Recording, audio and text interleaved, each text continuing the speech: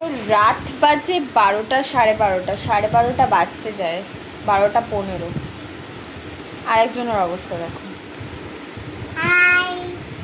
এই যে তোমরা বলো খুব কিউট, খুব ভালো, না ঘুমিয়ে সমস্ত গাড়ি এইরকমভাবে ছড়িয়ে, তার উপর আবার ওইখানে দুজন শুয়ে আছে।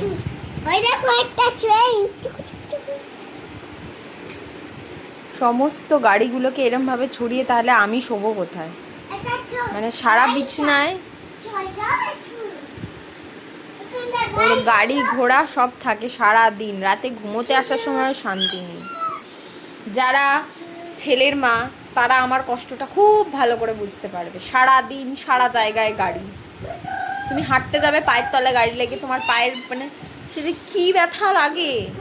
হঠাৎ করে পায়ের তলায় একটা গাড়ি পড়ে গেল, তুমি স্নান করতে যাবে বাথরুমে গাড়ি, তুমি খেতে যাবে ডাইনিং টেবিলে গাড়ি, সব জায়গায় গাড়ি নিয়ে বসে থাকে।